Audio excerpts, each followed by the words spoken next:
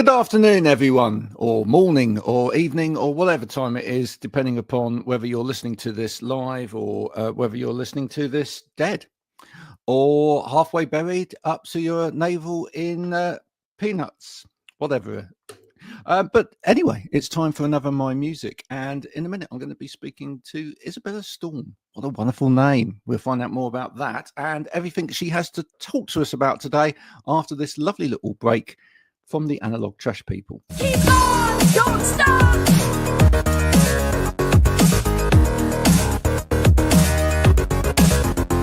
Keep on, don't stop.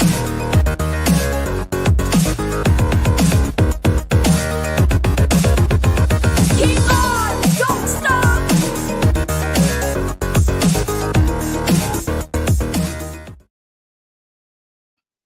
Isabella, thank you for joining me.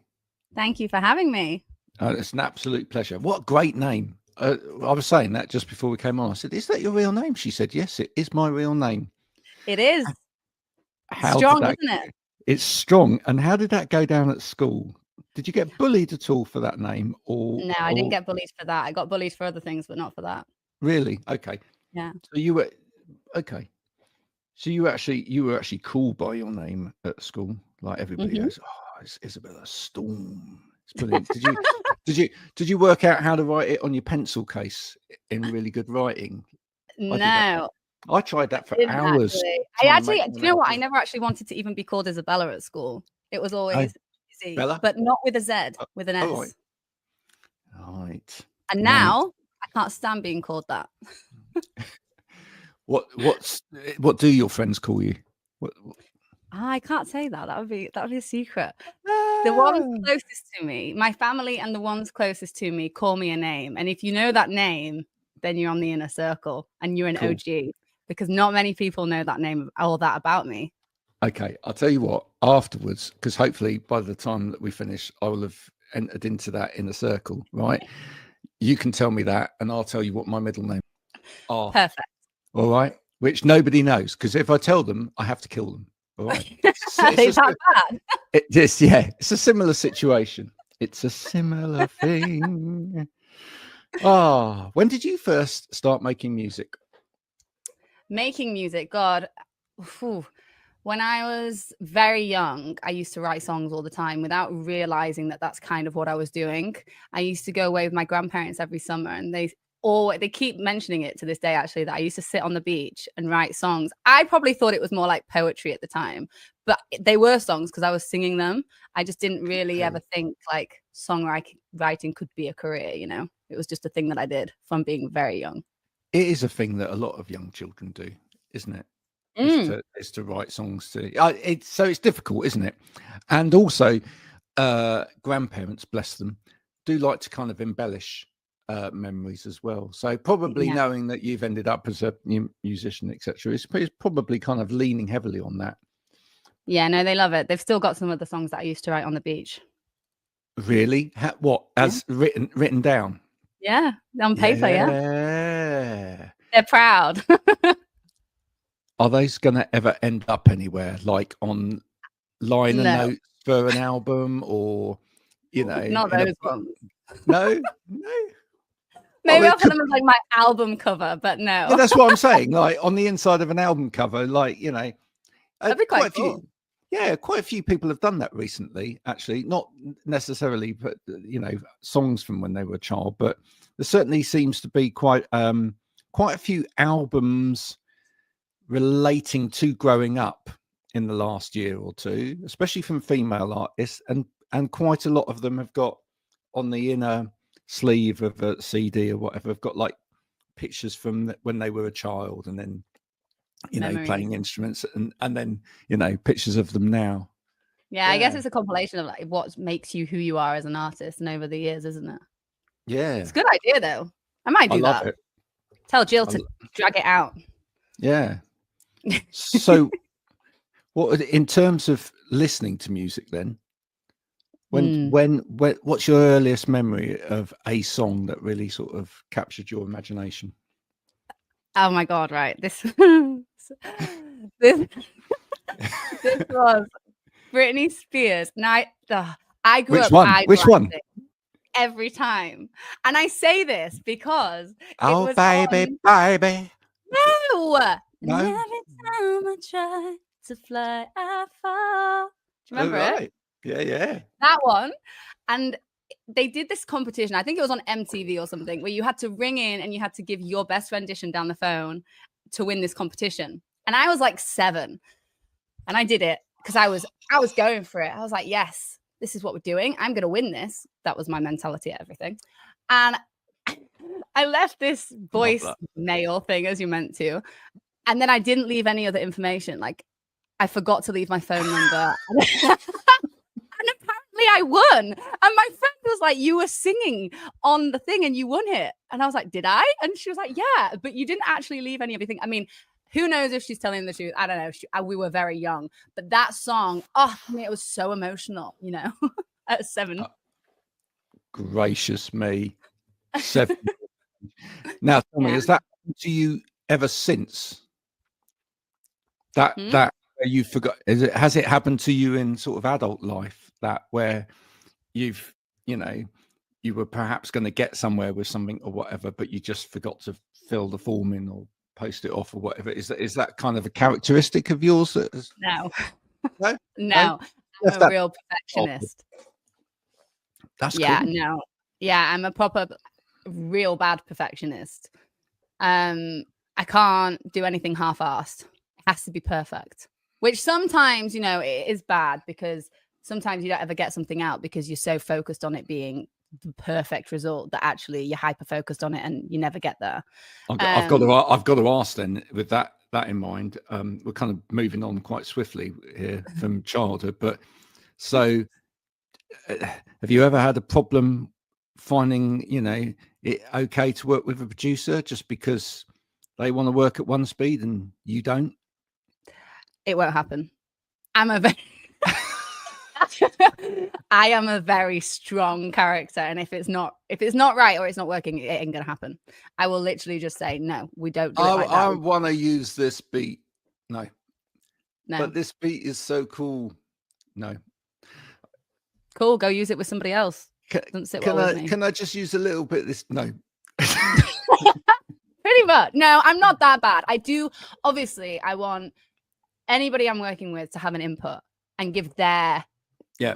Does that mean you choose quite carefully, though? Does it mean if you're going to work with someone, you've got to feel like they're on the same wavelength as you, otherwise you just won't be entering the room? That's like anything in my life, though. That's not just in music. That's who I surround myself with, the energy I let in to be around me, or if I'm involving them in something. I'm very, very particular, and I'm very not cautious. I'm just aware of energy and stuff. So I have to gel with someone. If I'm going to write a song with them, or I'm going to make a piece of art, as we call it sometimes in the music world, if I'm going to make something like that with them, then we have to be vibing. We have to be on the same wavelength. We have to be thinking the same thing. We have to be, have the same vision. Otherwise, it's not going to go anywhere. How do you know that beforehand then? Does that mean that, it's kind of important to almost like have a first date first before you start making music? No, we gotta go for pizza. You've got to order the right thing. Do you have pineapple on your pizza, or do you not? Yeah. When it comes to the cocktails, if you order the wrong one, that's it. Yeah. Well, I mean, to be honest, I'm lucky. Everybody that I've worked with so far is via people that know me or have met me, and they recommended people. Even like I was out in LA when I was 21, and I was out networking and mingling, and the producer and artist that I found out there to work with was recommended by somebody else who I'd met and spent a bit of time with, So I've never really been in a situation where I've just gone straight in with somebody that I don't know, because I also wouldn't do that. Like, if I don't know that their kind of music's going to sit with mine, or vice versa, then I'm just kind of like, let's just chill first. Let's see how it is, see how it flows, and then see if we can make music. I like that. It's one of the first things you do if you met a producer, etc. It's one of the first things you do, your Britney Spears rendition again, just to see how they take it, and they have to rate it. I think that's a good idea. You have to rate it out. I want to do this Britney Spears song. You might remember it, and then just see what their reaction is. And Do you like it? And if they don't get the vibe, it's like, I'm only joking, by the Oh. way. But yeah, No, I'm not joking.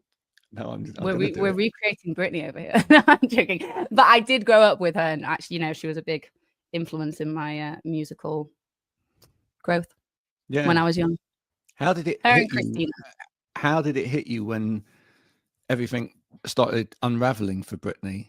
I've got to ask you that in terms of like, because the people that have lived through it. I mean, there'd be a lot of people now who can't even remember who Britney Spears are, right? But people that live through the whole Britney thing or whatever, especially if she was quite a big influence on your life, etc., with the music and the whole image, and she was on top of her game for ages, and then suddenly when it started to unravel, did that kind of hit you? Did it make you think about the music game a little bit or not? Yeah, I mean, I've always been hyper aware of the music industry and what is put out, what's true, what's not, what they want you to think, even down to like some artists' age. When I was growing up, they were putting out that artists were far younger than they were, even though like their actual age was out there in the world, but in interviews and stuff, they were this certain age or whatever.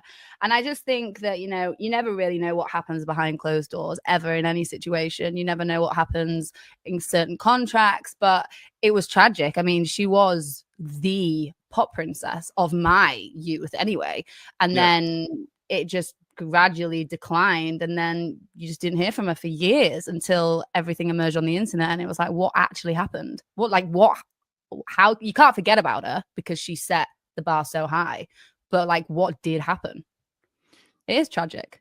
It is tragic. Do you think it's still possible today or do you think actually we've moved on such that, I mean, I still things are fabricated about people, etc., but I think we're moving further and further and further away from a time when we kind of put pop stars, music stars or whatever up on a pedestal, and people are generally trying to get more in touch with their audience now, because that's important in terms of trying to keep an audience and get stuff out there. So I mean, I don't know, I just feel like maybe it was the last kind of remnants of a time when like where they were untouchable. Where pop stars were untouchable. Yeah, I think one thing to remember, like, when people get starstruck and they see, their idols or whatever. I've never been one to get starstruck, but I get it to a degree. But then at the same time, I don't know if this is just because I'm an artist, but at the same time, like, they are just a human being. It's just that their careers put them in a different spotlight and actually highlight them in the world than other people. And it doesn't mean that they're any different. So don't treat them any differently. And I think that when it comes to engaging with audiences and fans, like, your fans and your audience are why you are where you are. Without them, your music's gonna fall on deaf ears if you haven't got people backing you and supporting you. Yeah, totally. So I think it's really important. I haven't as of yet got starstruck, but I think there are one or two people that I could get starstruck by. Oh yeah. Yeah. Do you think there are one or two people you could get starstruck? No. I'm just not like that. Like, I've been around a lot of famous people. My friends are friends with famous people. I know famous people, and it just doesn't hit me like that at all. Okay. Like, I'm super chill. I'm gonna say, and I'll be honest with you, I do think I'd get a little bit starstruck if I met Björk. I do. Because actually, only because when you say, like, they're normal human beings, I'm not sure. Sure I get what you mean with that. Yeah, I do get what you mean with that. I just think they are human. Of course. That's what I mean. But she's probably the closest we've got to alien life form in terms of brain and how she approaches music and everything. I just feel like that with her, there's just some kind of otherworldliness that would probably make me feel a little, maybe not starstruck, but a little bit intimidated. Yeah. Yeah. Love that though. Keep you on your feet a little bit. Yeah, absolutely. As you say, most people not at all. And I've met some very interesting people in my time. and you have to say, actually, a lot of people, when you do meet them, are nothing like what people make them out to be. And it's always the ones that you think are going to be really nice, quite often, that are actually not. They're not. No, it's amazing what press can do and how people can come across and things that you think that you know about people. You know, everything can be manipulated and twisted to make people believe certain things. So, yeah, I don't know. Don't believe everything you read. I met a certain choir boy of the past. I'm not going to say anything more or mention the name or anything else. Outside a lift once, in a VIP area where we were both working. And I've never heard such a potty mouth. Disgusting. Yeah. Really? Yeah, really. Interesting, isn't it? It's interesting. Wow. How people are in real life. I mean, you say that, but I have actually got a real potty mouth. I'm just behaving because I thank you for that. I absolutely think we'd be banned. This episode would never air. So Britney Spears, yeah, was kind of a big inspiration. In terms of, did you always know what sort of sound you wanted to do, or you've absolutely knew all the way along that's 100%. The kind of sound that I wanted to achieve, etc. 100%. Christina Aguilera, Pink, Whitney Houston, Celine Dion, Britney. Yes, they're all very different vocally, but they're pop, and there's big voices in there, like seriously big voices in there, and I wanted to be the biggest. And so in terms of your music, does it follow that kind of flow as well? Big ballad, it's either got to be a big ballad or it's got to be something you can dance to, and it's got to be driving, it's got to have a big hook, big chorus, dum dum dum, and it's got to you got to be able to shake your booty around to it and just like scream at the top of your lungs, basically, and just like own it. This is who I am. I have to say, when they sent me your track, I was pleasantly surprised, because I get sent a lot of music. And I do, folks. I get sent an awful lot of music. I listen to probably 1,000 hours of music every week, and oh my God.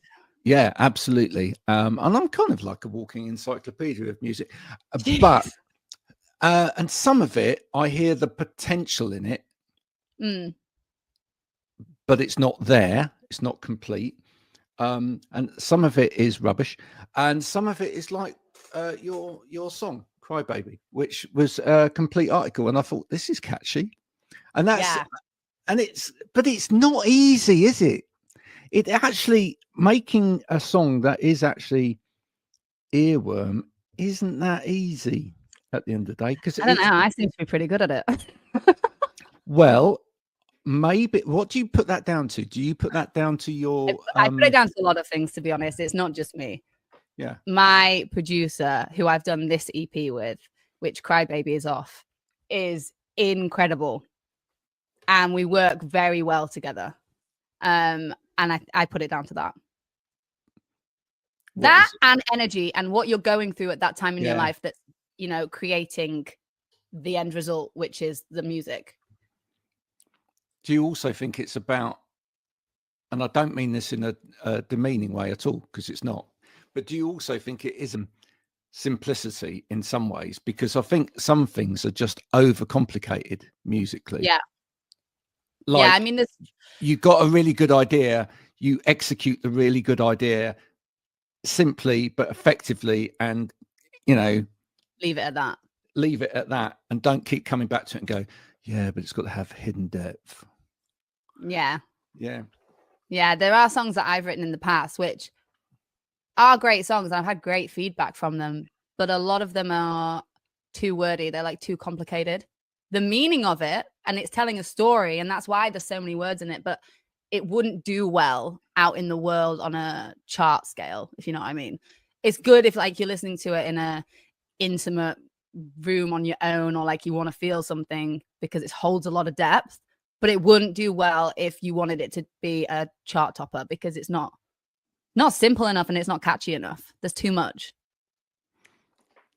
Now, this is a good litmus test, I feel. Actually, I'm going to ask you two things about litmus tests. I'm going to ask you in a minute, who is your litmus test out there? Who's the person that you go to when you produce something? Not your producer, not someone that's in the room musically, but who do you go to go, do you like it? And if they don't like it, you're like, okay, I need to listen to this because you're my litmus test. So that's one thing. Hold on to that. But the other thing about that as well, I think one of the litmus tests for a great pop song is that it travels well in different styles. In other words, I think it sounds great still when you strip it back down to an acoustic rendition of it. And it also can sound really great if you rock it up, for example. Or did like a dance track to it or something. Oh, yeah. Now, if you've never heard, by the way, and this is weird, right? But if you've never heard Marillion's version of Britney Spears' Toxic, you really do need to hear that. I think I have heard that. You have? Yeah. I think so. Like, yeah, I have. Yeah. Full on proggy bits, rock, with obviously a male vocal with falsetto going in off in there. It's just fantastic. I'm feeling the passion. Do you know what I mean? Yeah. It's just like, yeah. But he brings it out, gives it always like, oh, your taste of it. And it's just like, whoa, yeah. I have heard that. Now that you do that impression, I have heard it. And you think, but that is a great litmus test, right? Because the song travels well in like different formats. And I think that's an important thing. So do you agree with that? That's a good litmus test for any of your songs that you feel like you could strip it down or? Yeah, I'd say that is a great test. I mean, I haven't actually done an acoustic version of CryBaby yet. Maybe that's one I need to accomplish. But I think the person, do you want me to answer who mine is? Yeah. And this is actually a terrible example because I don't listen to her anyway. She's not into music. She's can't sing. No. But the person that I go to as soon as I've written a song and go, what do you think of it, is my mum. Yep. She is brutally honest, like to the point where I'm that. like, that's not very mothering of you. But she will tell it straight. But half the time I go, well, you don't know what you're talking about anyway, Bex, because you're not even into music and you can't sing and you're tone deaf. So but you needed to hear it anyway. I wanted to hear it. Like CryBaby, the lyric in CryBaby, Mummy didn't raise no quitter. That lyric, I knew as soon as she heard the demo of the song, she would have a big smile on her face and would be like, oh, yeah. And she's the first person that I send everything to. She is the ears, even though she's not used musically. I need her brutally honest feedback. And then I take it from there.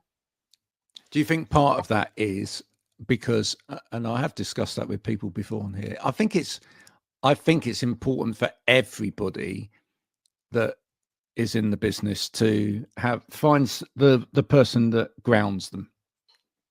Yeah. I think that's the important thing. As you say, it may make no difference. It might not mean you're going to change anything in that track. It doesn't. I know it sounds. Yeah, you know it sounds banging and you're going to say, but just having someone go, I'm not sure about that. Not sure about middle eight. No. She wouldn't even call it that. She doesn't know what that is. Yeah. That bit there. Yeah, you don't even know what a middle eight is, Mum. Yeah, well, that bit there. I'm not sure about that. Is that a keyboard or a guitar? Well, then what's that? He made it. Yeah. But that's important. That's important because that kind of like, and also, I think it creates that drive to just keep getting better and better. Yeah, it's humbling. It's a humbling experience, let me tell you that. Even though I know it sounds banging, sometimes she's like, no, I'm not sure. I'm like, well, I am sure, so Thanks for that. Yeah. Useless piece of information. I know exactly what I know exactly what you mean, because I used to go through it a lot as a child. Yeah, I I'm going to be brutally honest with you. I mean, I used to, we used to meet as a band all of the time, and then I'd get home and I'd be like, yeah, we've just recorded another song and put the song on. You know, mum and dad would be sitting in front of the TV doing, reading the paper, whatever, and they go, "Will you turn that noise off?" It's like, yeah, but you got to listen. Just listen. Just listen. Just a little bit to the song. All right then. No. And then they sit there and just go, it's a bit noisy, isn't it? Bit too much going on. Yeah. I mean, it is a very humbling experience, but I wouldn't have it any other way, to be honest. That's lovely. Well, I hope your mum just keeps bringing that for you. And yeah, absolutely. I think you need to print your mum a special T-shirt for Christmas. As and make that part of your promos. Just to remind her that she's got me as a daughter. Just another occasion to remind her of her gift. I'm her biggest critic, and when I say critic, I mean critic, because I don't always like what she does, but I do love her. I do love her. I don't agree with her. I do love her. Yeah. No, she's great. She is great. In terms of you're obviously, because you've obviously got a very clear idea of where you want to go and what you're doing and where you want to go with it all. So you must have an idea in your head as well about, along the way, who you would love to work with. There must be a dream table of people to bring to the equation. Well, can we name them now so that we can get them in? Yeah. Ryan Tedder, I'd love to work with him. Yeah. He's incredible. Who else? Do you know, I actually never think of this. I just think if it's going to happen, it's going to happen. And I don't hyper focus on it too much. I just kind of think like it would be cool to work with them. I'd love to work with. Now, this is a bit strange because I don't actually listen to their music that much, but I think musically they're very talented. Coldplay. Yeah, and I think that like my sound could easily fit with them. Yeah. And you should have been on. You should have been on Prey then. Really, is what you're saying. Really. I mean, they missed out. Their loss. Ed Sheeran. Ed Sheeran. Okay, cool. Yeah, he's his songwriting incredible. Love it. Yeah. And then the rest. I think he'd be a good vibe as well, just to sit down with. And I think we'd have a lot of fun in the studio. I mean, I'm a bit of a menace, so like, you never know what you're going to get with me. I just come in and I'm never serious. Like, I just want to get inside that house. What house? The house that he owns on that big farm like with his, he's got his own pub, and I mean, I'm sure like being invited in there to going away for a spa weekend or something, isn't it? It's probably little like, writing retreat. Yeah, we're gonna write, and then we're gonna go next door. We're gonna have a pint or two, and then we're gonna take a dip in the pool, and then I think we'll do some quad biking, and then it's like I don't think you get much done, to be honest. No, is this on your schedule or mine? Who's paying for this? Oh yeah, don't worry. It's don't worry about it. It's nice, that, isn't it?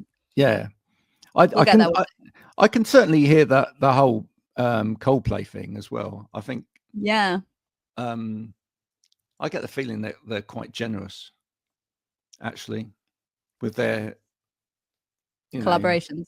With their giving in terms of music. I think actually if they approached you to do something with them or whatever, then I think it would be a genuine, because like sometimes when people are like that famous, you get the feeling it's kind of just put together, etc. But I don't get that sense from Chris Martin. I think he genuinely wants to actually like with people. Yeah, Or and you only want to be in the studio or collabing with people that are actually in it for the music. If you're in it for the money, no. no, there's No. there's a few of those. I think Yeah. well, those are great ambitions for. Well, you've got to make them happen before Christmas or next year. Maybe I next think that's year. 2025, to be honest. Yeah. What about live? You got plans to do live next year? I'm trying, yeah. So at the minute, I'm actually down with a vocal nodule and I can't sing. I haven't been able to sing properly for the last year and a half. So my EP is actually recorded with not at max capacity in here. But I'm hoping that by 2025, maybe mid 2025, it will be gone, healed, vocal therapy will have done its thing, and I will be able to put some shows on because I love to perform. I did have super bad stage fright, but I have spent the last like 5 years with a coach overcoming it. So I want to get out there and I want to get my music out there live. It's just better live, isn't it? Yeah, it is absolutely. What are you having to do to get the voice better? Just rest it, or Yeah, I'm not meant to sing. I'm not meant to talk, which yeah. as soon as they said that for me, I was like, you want Oh, me to not speak? No. I'm not meant to do podcasts. I'm not meant. I'm not meant to not meant speak. to answer questions. Yeah, to be honest, if I was like touring or whatever, then yes, I would actually stick to it. But it's been a really busy time, and releasing my first single and doing everything to do with that, and then getting the EP ready. It's kind of like that's not realistic for me to not be able to like speak day to day. But singing, I've taken that right back. I keep my vocal cords alive and like do certain exercises and certain songs just to keep it there, but because I don't actually want it to like get to a point where I can't sing at all, and then when I do come back I've got to start from the ground up again. I think you need to take notes from a couple of musicians that have been on here who've been doing some marvelous alternative social media stuff in the last few months. Yeah, one of them is Bride, who was putting out. If you check out her social media, was doing as minimalist posts to promote her music, and she was getting quite good hits. So she would literally just sit there with a guitar, just move it a little bit. Oh, really? Yeah, or just like, sit there, Very minimal. Open the book or something. It's like, yeah, people like watching this stuff, like, Oh, wow. yeah. And Polly Baltimore, who's been on here as well. Early mornings, she's been doing this thing where she's writing a book at the moment. She's recorded her album that's ready to go. That's coming out in January. But so she's been writing away, and literally she just does lives on Instagram, and she just sits there and she just writes, and people are sitting there watching her write. It's Not great. actually engaging with anyone, they're just watching her. Occasionally she turns and just goes, I love it. That's it. Well, I guess you could say that you were part of the process if you watched her. Exactly. I think. Do you know what? I think sometimes people like something that's the opposite of what everybody likes. I mean, I just think actually these days it's something I talk to artists about quite a lot, because I, for my sins, outside of this, I run a social media marketing business, etc. And do you know what? One of the things I feel that a lot of artists fall into the trap of is that there is a way and a mechanism and almost a formula by which you get your, and actually it's not true. And actually sometimes if you're the one that's doing the thing that's completely different, you'll get noticed because just because it worked for one doesn't mean it's going to work for you. Well, it's difficult, you see. I mean, I know some people that like help. It's like I know the way some you people, said that was like, I know some people. well, I know some people that help top brands with, for example, their Instagram and TikTok marketing, right? Okay. And they will tell you that in order to go big, exponentially big and viral and get millions of followers, etc., what you've got to do is you've got to stop producing the content you want to produce and produce the content that people want you to produce, right? because the algorithm picks up on stuff that people already like. Yeah. That's what it promotes. But the problem with that is that just means that you've got thousands of people making the same TikTok or the same Instagram over and over and over again, just slightly And they're differently. losing their authenticity. Correct. So they're not making what they want to make. Sometimes it's better just to go slow but steady, grow. You know, you're not going to get necessarily the bigger hits, but you will get your audience and take your audience with you. 100%. So I would stick to that, and then get support with Coldplay and go viral. It's a much better option. At least you're authentic. You're much more authentic, and then you suddenly go big. You also know that your following is following you for you, not for anything else. You know. Exactly. So, CryBaby. That's the name of the song. There's a whole EP. Is this out? Is it going to be out? It's not out yet. It's not out yet. When's it going to be out?